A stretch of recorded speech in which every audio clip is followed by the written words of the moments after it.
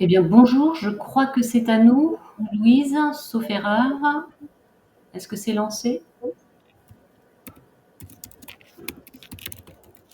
Oui, c'est à nous. Merci infiniment, Louise, pour ce top départ. Bienvenue à toutes et à tous, effectivement, dans le cadre de ce webinaire qui a vocation à présenter donc le DIS, diplôme d'État en ingénierie sociale, qui est l'un des diplômes typiques, effectivement, du secteur social, médico-social, qui fait partie de manière assez traditionnelle de l'offre de formation, donc des centres de formation en travail social, diplôme d'État en ingénierie sociale, qui existe en fait depuis 2006, qui est le digne héritier du diplôme supérieur du travail social.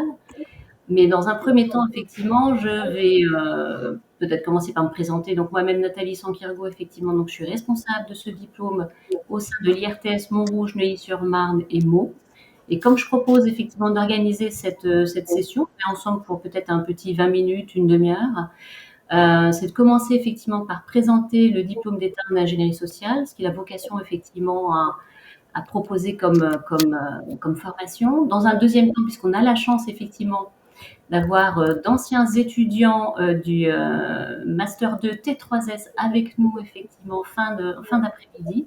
D'autres peut-être se joindront à nous. Merci à eux effectivement pour être présents avec nous pour ce moment important, effectivement, d'autant qu'ils sont fraîchement diplômés, n'est-ce pas? C'est tout récent cette affaire-là, pour qu'ils puissent nous dire effectivement le passage par ce master, ce qu'ils en ressortent à titre personnel, professionnel, ce qu'ils envisagent effectivement de leur avenir professionnel très très proche, d'autant que certains, de ce que j'en ai compris, ont déjà une évolution professionnelle donc en ligne de mire et tout prochainement, si j'ai bien saisi. Voilà.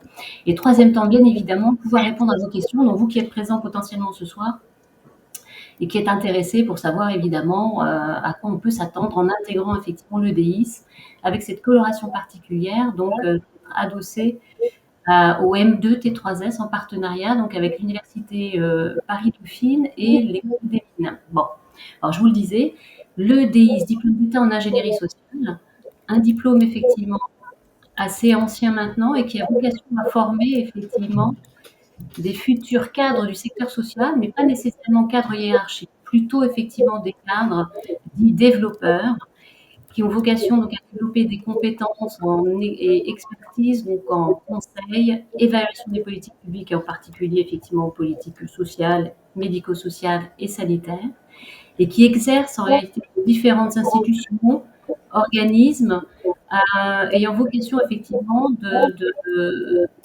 excusez-moi, je suis un petit peu perturbée parce qu'un micro potentiellement effectivement est ouvert, on entend des personnes parler en même temps. Je ne sais pas si c'est de votre côté effectivement, Maud, Pierre-Yves, Laure et Grégoire, ou peut-être pas, ou peut-être des personnes qui nous écoutent effectivement qui ont leur micro branché, on entend comme un écho. Donc désolée pour cette petite interruption. Voilà, c'est toi Pierre-Yves, entendu. Donc je vous le disais, pardon, c'est pas toi Pierre-Yves, je lis simplement de mon côté, j'ai de l'écho, toi aussi, c'est ce que tu voulais signifier. D'accord, très bien, merci. Voilà. Donc en fait, on forme en effet des cadres supérieurs de l'action sociale qui ont vocation effectivement pour le coup à exercer une fonction de conseil en particulier auprès des directions du secteur social, médico-social et sanitaire. Et il se trouve en réalité qu'une bonne part non négligeable de ces cadres dits développeurs sont de plus en plus en réalité des cadres également hiérarchiques. C'est une tendance qui s'affirme effectivement avec le temps, cette affaire-là. Mais en effet, en termes de métier, de fonctions réellement occupées sur le terrain, au-delà potentiellement d'être un cadre hiérarchique dans les établissements sociaux et médico-sociaux, euh, pour le coup, l'enjeu fondamentalement pour ces professionnels-là, c'est en effet de se préoccuper, d'évaluer les dispositifs existants dans une logique d'innovation de ces dispositifs à destination évidemment des publics concernés, des personnes concernées, du fait d'une précarité particulière, d'une vulnérabilité particulière. En réalité, casquette tout à fait particulière de cadre développeur, pas nouvelle, mais en réalité innovante malgré tout, et étonnamment, s'agissant du DIS, effectivement, assez mal connue, éventuellement peu perçue en effet par les employeurs du secteur social, médico-social, tristement peut-être, alors que les DIsiens, les détenteurs du diplôme d'État en ingénierie sociale, sont a priori les plus à même effectivement d'envisager les choses vraiment à 360 degrés et à l'interface, pour ce qui nous concerne particulièrement, du champ social, médico-social et sanitaire. C'est tout l'intérêt effectivement du partenariat qui est développé depuis un certain nombre d'années maintenant, donc avec l'Université Paris-Dauphine et l'École des Mines, que de pouvoir en effet inviter ces futurs cadres à envisager leurs fonctions à l'interface de ces différents mondes véritablement, et d'envisager donc un maillage dans les territoires notamment, pour effectivement créer des dispositifs qui permettent des regards croisés sur les problématiques et pas strictement sociales, strictement médico-sociales ou strictement sanitaires. C'est vraiment un enjeu absolument crucial aujourd'hui. Donc, pour revenir au DIS, sans aller forcément tout à fait dans le détail, mais c'est un diplôme qui effectivement s'organise sur 2 années de formation, comme vous avez probablement pu le lire par ailleurs, organisé en 3 blocs de compétences. Et la spécificité du dispositif qu'on propose ici, donc à l'IRTES de Montrouge, Neuilly-sur-Marne, Meaux, c'est une articulation en première année avec un certain volume d'enseignement effectivement typique du CAFERWIS. Intérêt également d'être en lien avec les CAFERWISiens, c'est que ce sont précisément pour le coup des professionnels avec lesquels vous serez de toute façon amenés à exercer au sein même des établissements et services sociaux et médico-sociaux, en tant que cadre hiérarchique le cas échéant, ou en tant que chargé de mission, conseiller technique, etc. Intérêt donc que dès l'entrée en formation, vous puissiez effectivement travailler de concert avec ces autres cadres. Également aussi pour pouvoir bénéficier d'une promo effectivement conséquente, sachant qu'on le sait, en IDF, mais partout en réalité sur le territoire national, du fait de la méconnaissance relative du diplôme, les promos sont assez restreintes, allant de 5 à 12 étudiants par promotion, avec une spécificité cette année du fait de difficultés au niveau de certains centres de formation, pour le coup, avec certains centres de formation situés géographiquement de manière avantageuse, entre guillemets, qui concentre en effet pour le coup l'effectif de DIsiens. Bon. Mais voilà, notre dispositif pour le coup a cette spécificité-là d'offrir en effet une rencontre privilégiée avec les CAFERWISiens en première année, en parallèle de quoi vous avez un certain nombre effectivement d'enseignements complémentaires typiques effectivement du DIS, où vous êtes formé à la recherche, vous êtes formé à l'analyse des données, qui est une spécificité véritablement de notre dispositif de formation, ce qu'on ne propose pas par ailleurs. Donc, analyse qualitative, mais également quantitative des données.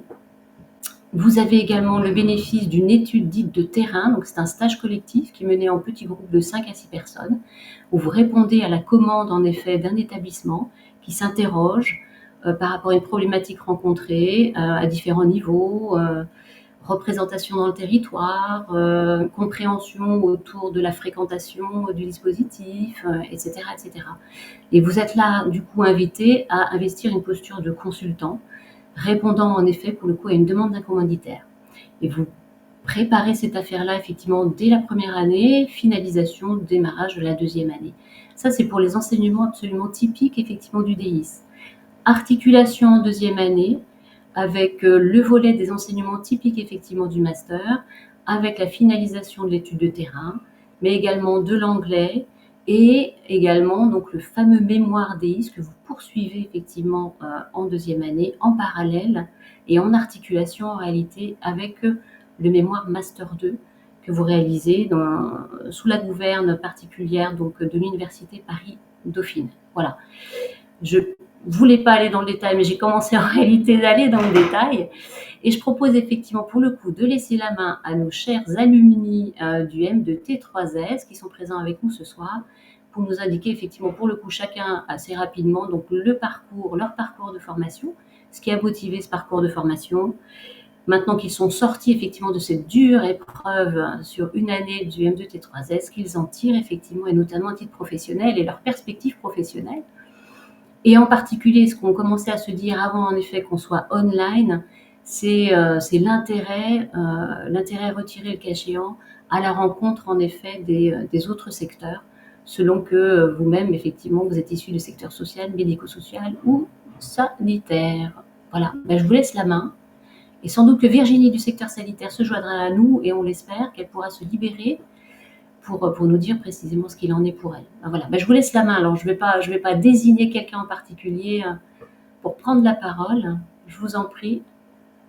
Qui souhaite?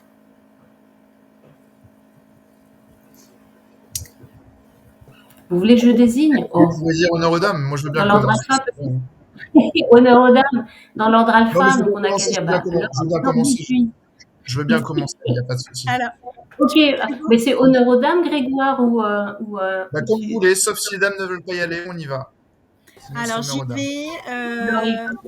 j'y vais. Donc moi, je suis Laure Dupuis d'Artenay. Je suis responsable d'un pôle santé en protection de l'enfance. Donc, je travaille actuellement sur le secteur social. Peut-être vous dire en quelques mots mon parcours. De métier initial, je suis infirmière il y a très longtemps, dans les années 2000. Et j'ai fait une première partie de carrière à l'hôpital, puis après en service de santé au travail en France et à l'étranger, donc sur un changement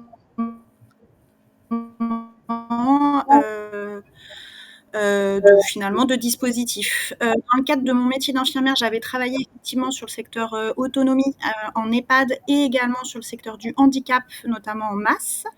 Je suis arrivée depuis 4 ans, à peu près un petit peu moins de 4 ans, en protection de l'enfance, où j'exerce une mission de cadre et en transversalité sur l'ensemble des sites pour assurer les sujets de santé, de cadre des missions de la protection sociale portées aux enfants.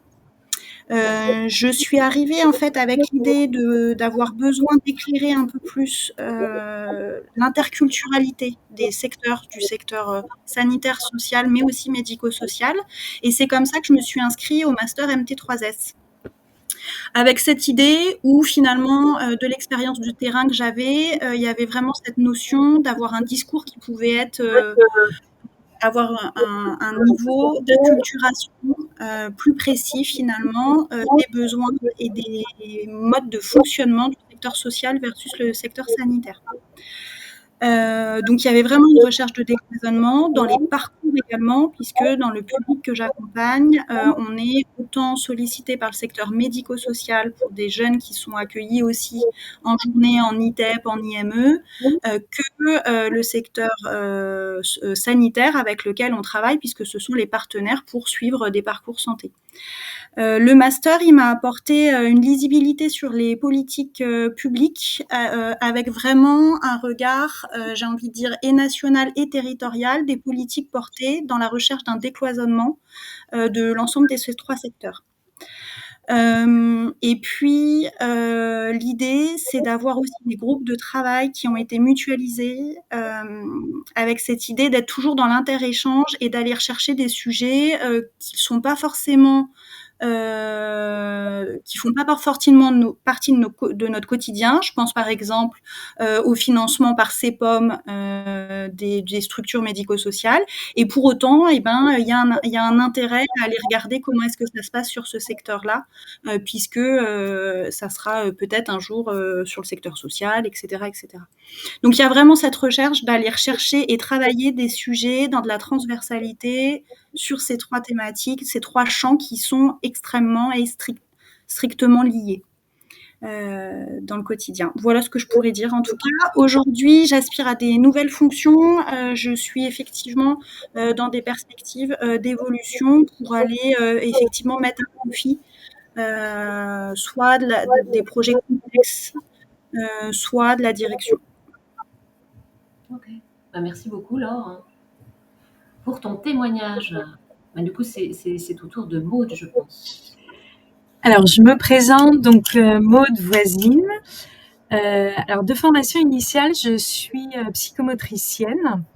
Et par la suite, j'ai évolué vers des fonctions managériales puisque j'ai passé le diplôme de cadre de santé et en fait, j'ai pris la responsabilité d'un service de rééducation dans un SMR pédiatrique. Et c'est un service dans lequel je coordonnais en fait une équipe pluridisciplinaire de rééducateurs. Et c'était un établissement dynamique dans lequel il y avait de nombreux projets et on était régulièrement en réflexion pour repenser nos organisations et donc avec cette nécessité d'accompagner les équipes dans la transformation de l'offre de soins et donc aussi offrir à ces équipes la possibilité d'être aussi acteurs de cette évolution. Et dans mes missions, il y avait aussi une émergence de favoriser le lien entre l'ESMR, donc le sanitaire, et le médico-social. Et après, dans mon parcours, dans le cadre d'une transition professionnelle, en fait, j'ai été amenée à faire un point sur mon parcours et à m'interroger sur mon projet professionnel.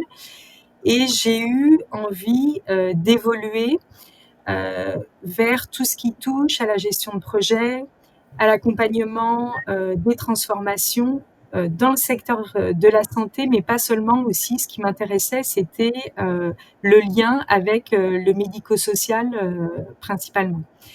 Et moi, ce qui me semblait intéressant, c'était mon besoin de développer mes connaissances dans les démarches, dans les outils du changement, mais aussi ma compréhension des enjeux de transformation de tous ces secteurs qui sont les secteurs de la santé, du médico-social et du social, et aussi de questionner ces notions de coopération entre les secteurs et de transversalité entre les organisations.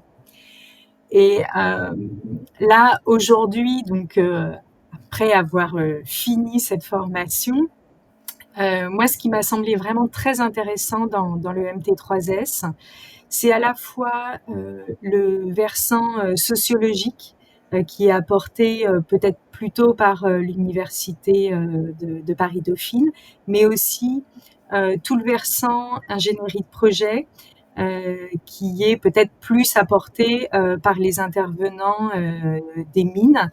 Et vraiment, moi, ça a été une année où j'ai eu l'impression de développer des capacités d'analyse, de prise en compte des différents acteurs, des spécificités des territoires dont parlait Laure, et des mises en œuvre différentes possibles. Et ce qui m'a semblé aussi, à titre personnel, très intéressant, c'était de sortir de mes sujets d'expertise, en fait, pour aller explorer des domaines complètement en dehors de mes secteurs habituels et de me dire qu'on est capable de pouvoir traiter en profondeur des sujets qui habituellement ne sont pas les nôtres.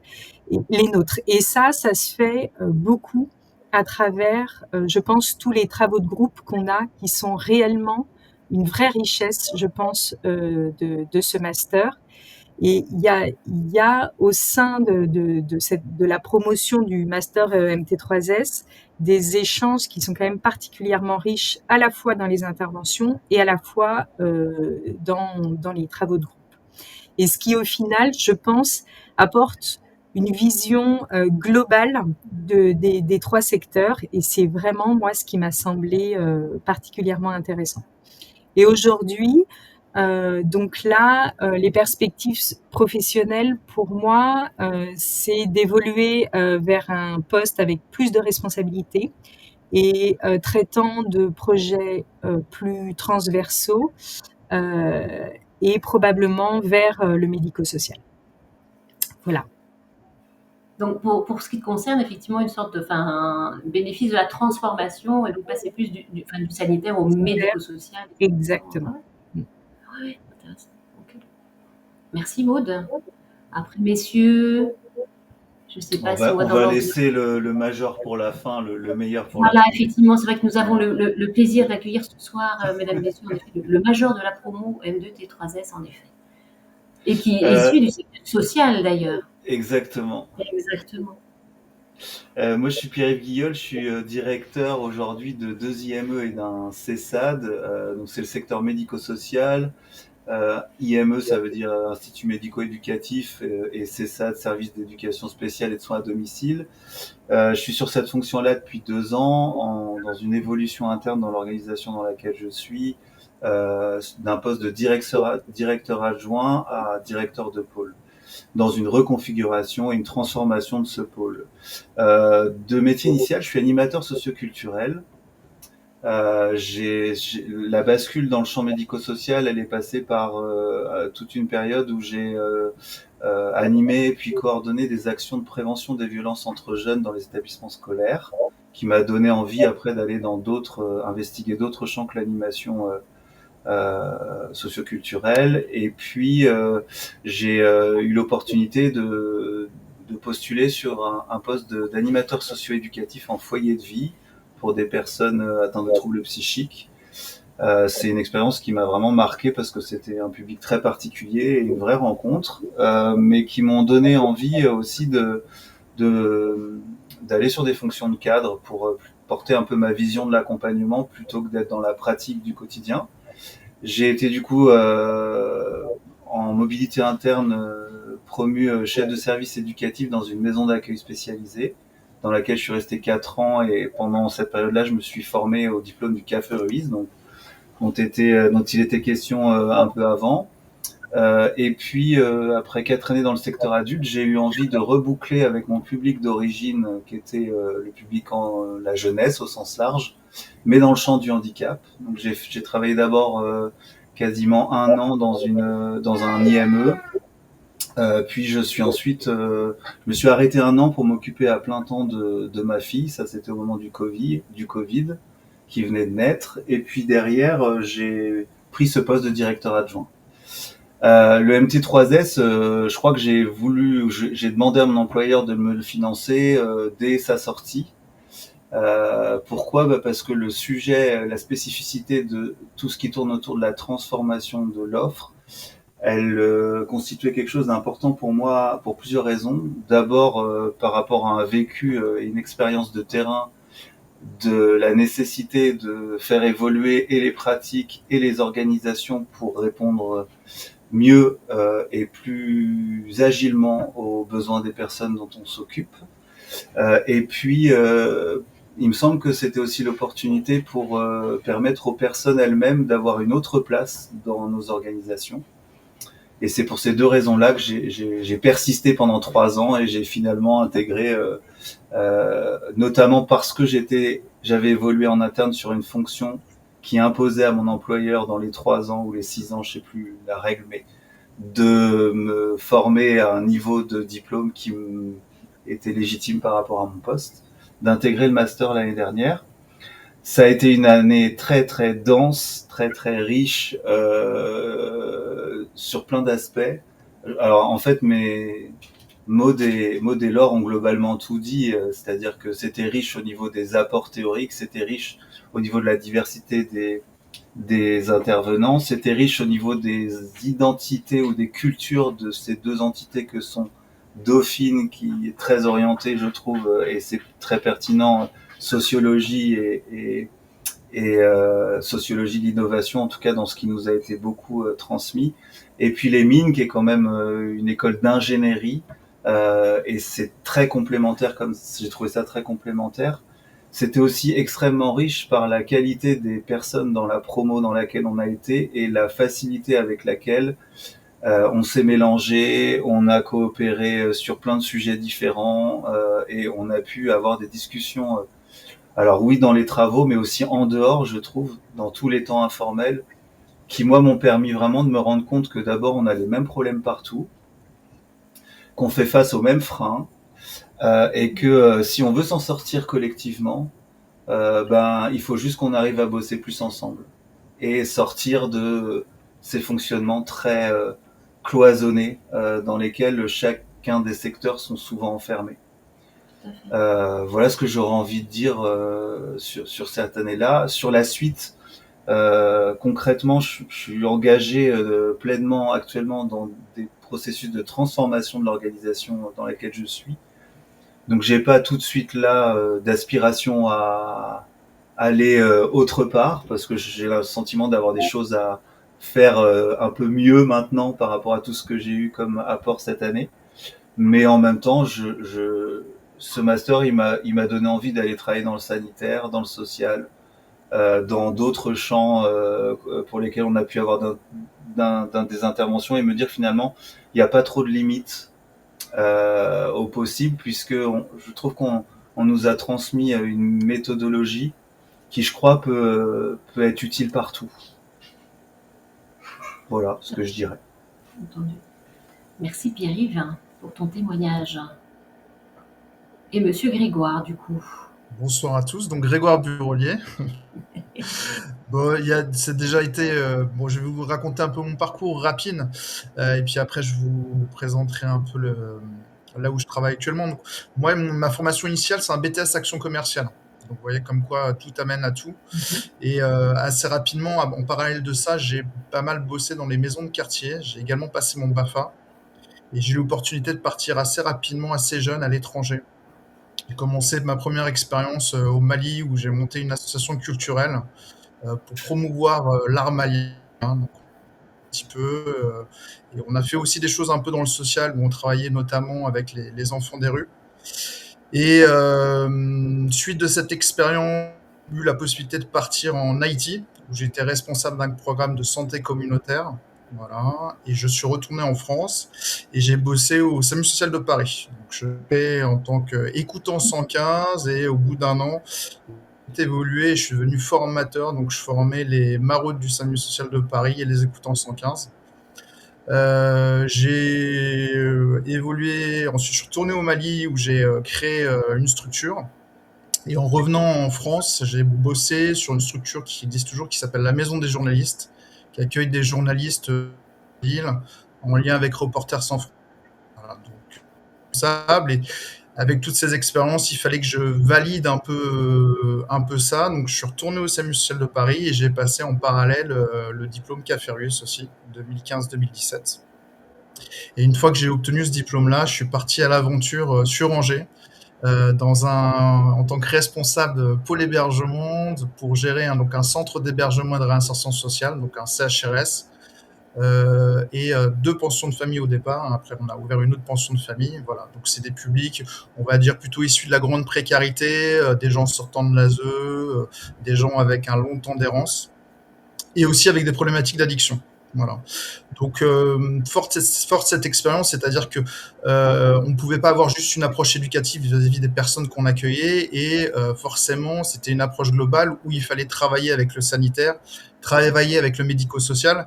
Et donc, voilà, très rapidement, moi j'ai fait des liens, on a fait des liens avec les partenariats, et voilà, il ne pouvait pas y avoir juste une approche simplement éducative. Et cette formation justement que proposait MT3S, moi je trouvais que c'était complètement dans l'air du temps, c'est-à-dire décloisonner le sanitaire, le médico-social et le social, et d'avoir une approche globale en fait, qui était, on revient à l'époque, puisque avant les années 70, c'était le cas, hein, c'était le même ministère.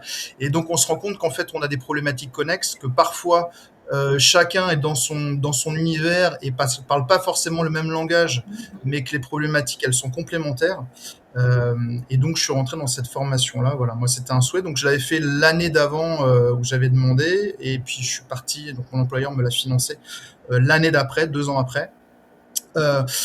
Formation très enrichissante. Je ne vais pas faire de la redite ce qu'ont dit mes collègues, mais ce qui est aussi intéressant, et je trouve, c'est aussi pouvoir faire un pas de côté. Un pas de côté, et de pouvoir justement avoir ce temps de la réflexion et de pouvoir se poser avec des collègues qui sont d'autres secteurs, mais comme le disait Pierre, complémentaires, parce qu'en fait, dans la dynamique du changement, dans la transformation, on rencontre les mêmes difficultés. Donc en fait, les outils et ce qu'on apprend durant cette formation, c'est des outils qui peuvent s'utiliser dans tous les secteurs, hein, que ce soit le sanitaire, le social, le médico-social. Et c'est ça qui est enrichissant dans cette formation-là, c'est que finalement, les liens concrets, formels et informels, de nous dans notre processus de nous décloisonner et de nous ouvrir encore plus, et les liens qu'on a créés nous, durant cette année, hein, qui est une année, comme vous disiez, qui est une année très riche, mais aussi qui demande énormément de disponibilité. énormément d'énergie, mais qui est très positif pour la suite. Et donc pour la suite, donc moi, pour la petite histoire, j'ai travaillé aussi, puisque mon sujet de mémoire, c'était aussi un peu un lien avec le médico-social et le sanitaire, puisque j'ai travaillé sur la réduction des risques, et notamment la pérédance en CHRS. Et donc à l'issue de ces travaux, de ces rencontres, voilà, à l'issue de la formation, l'idée c'était aussi de passer directeur, passer à un stade supérieur. Et donc ce travail de mémoire m'a permis de postuler à un poste en tant que directeur d'un XAPA, donc une structure de soins pour les personnes en situation d'addictologie. Et donc j'ai démissionné de mon poste actuel, et donc je commence une nouvelle aventure fin décembre. Pas à Angers cette fois-ci, je vais un peu plus loin, je pars à Narbonne, voilà, en tant que directeur de XAPA. Ok. Voilà. Très bien. Merci beaucoup à tous les 4, effectivement, pour ces témoignages. Effectivement, c'est très, très intéressant la manière dont vous positionnez les choses. Et le pari qui était fait à l'origine, d'ailleurs, du M2T3S avec Laurence Servel et Frédéric Letz, qui sont donc les co-responsables de ce master, c'était effectivement, pour le coup, de créer une dynamique de promo autour, en effet, des 3 champs. Comme on le sait en psychologie sociale avec l'hypothèse de contact, on sait qu'a priori, en effet, à travers l'informel que vous soulevez les uns et les autres, en effet, vont se créer de nouvelles dynamiques qui, a priori, vont porter leurs fruits ou devraient pouvoir porter leurs fruits sur le terrain, effectivement, donc dans cette logique du décloisonnement, important.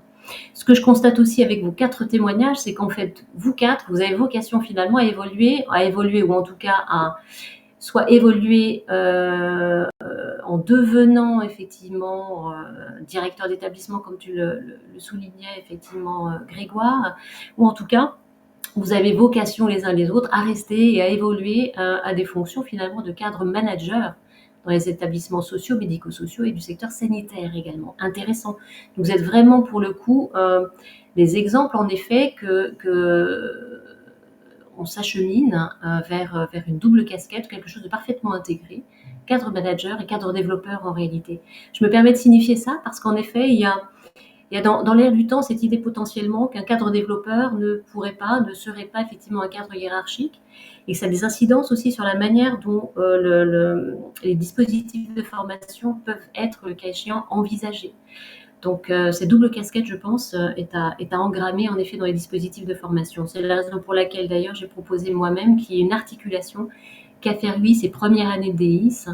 Donc il y a déjà cette rencontre avec dans la perspective que les futurs cadres du secteur social médico-social s'acoquinent effectivement avec cette perspective en effet du développement et de l'innovation. Donc dans la perspective notamment en deuxième année de la sociologie d'innovation de Norbert Alter, effectivement. Voilà, donc essentiel. Le pari, effectivement, qui était lancé par Laurence et Frédéric à l'origine est parfaitement, a priori, remporté. Vous qui êtes, je crois, de mémoire, mais vous allez me détromper le cas échéant, la 4e ou la 5e promo, je ne sais plus exactement. La première ayant été lancée, il me semble, à la rentrée 2018. Est-ce que je dis des bêtises? Non, c'est bien ça. 4e. 4e. Merci infiniment. Voilà. La 5e étant rentrée, en effet, en septembre dernier. Voilà. Donc, merci beaucoup pour ces témoignages. Alors après, effectivement, les spectateurs éventuellement déjà présents à ce webinaire peuvent se poser la question, mais nous avons affaire en effet à des étudiants du Master 2, mais quid en effet pour le coup des étudiants effectivement du DIS première année? Il se trouve effectivement que pour des raisons essentiellement administratives, nous n'avons pas pu ouvrir effectivement de promotion DIS. La convention partenariale est aboutie maintenant, le dispositif pédagogique est pleinement abouti également. Après, comme on se le disait en effet en préambule, c'est la question en effet des effectifs et puis en effet de la connaissance et de la publicisation effectivement de l'intérêt de ce dispositif de formation qui peut dans le champ social notamment être assez peu comment dirais-je, enthousiasmant, étonnamment. C'est une question qu'on se pose effectivement les uns et les autres dans le champ social. Même si l'intérêt, et vous en êtes témoin de ce type de diplôme pour effectivement surfer sur la fameuse vague de la nécessité du décloisonnement des 3 champs. Voilà. Donc, merci infiniment à nouveau. Je vous propose de rester avec nous. Je ne sais pas s'il y a des questions éventuellement d'assistance à votre destination le cas échéant, si des personnes auraient des questions précises sur le dispositif de formation. Si ça n'est pas le cas, c'est pas bien grave. Juste préciser, pas de questions, merci Louise. Précision en tout cas qui est importante à avoir en tête, c'est que nous avons une journée portes ouvertes qui est organisée, sauf erreur, Louise, tu me diras si je me trompe là aussi, le 17 janvier, effectivement, sur la journée sur le site de Neuilly-sur-Marne. Précision d'ailleurs, un intérêt particulier justement que nous avons souhaité mettre en perspective, c'est que le mixage avec les cafés Ruiz, c'est aussi l'intérêt d'être implanté sur la première année dans le territoire du 93.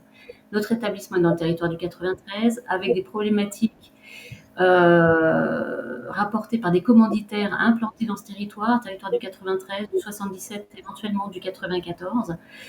Et on le sait bien évidemment que ces problématiques-là ne sont pas les mêmes que les problématiques éventuellement rencontrées dans le 92, à Paris même, etc. Voilà. Donc première année organisée en effet sur le site de Neuilly-sur-Marne, et deuxième année organisée sur le site Université de Paris-Dauphine et en intermittence effectivement avec des temps de formation et d'enseignement donc à l'école des mines de Paris 5e arrondissement et préalablement Paris 16e. Et justement très intéressant au plan de la sociologie des territoires, au plan de la sociographie évidemment des publics. On est vraiment dans quelque chose de parfaitement contrasté qui a son intérêt là aussi.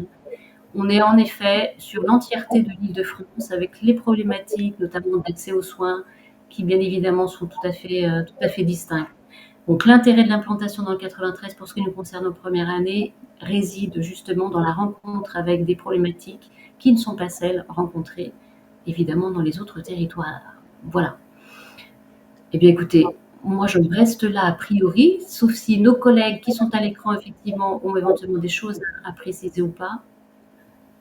Si vous avez des choses éventuellement à mentionner pour conclure, ok, je vous remercie à nouveau. Il se trouve que Virginie Page-Boulet, en effet, a été retenue, d'après ce que Maud a eu la gentillesse de me signaler par mail. Effectivement, malheureusement, n'a pas pu se joindre à nous, effectivement, ce soir, elle s'en excuse.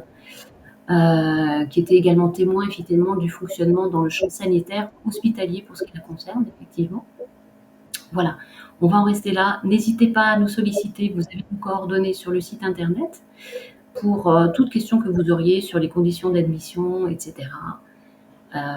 Les conditions d'accueil également donc à Neuilly-sur-Marne, en articulation avec les étudiants effectivement de la promotion Café Ruiz 2026, évidemment à venir, la temporalité des admissions, etc., etc. On vous remercie infiniment de votre attention. On vous souhaite une bonne soirée. Pour ce qui nous concerne, pour les personnes qui sont avec nous, donc un excellent week-end. Voilà. Et à très bientôt. Pour ceux qui sont derrière leur écran et qui ont de la gentillesse, en effet, de participer à ce webinaire. Merci beaucoup. Bonne continuation à vous. Merci beaucoup. Merci. Au revoir. Au revoir. Merci. Au revoir. Au revoir. Au revoir. Au revoir.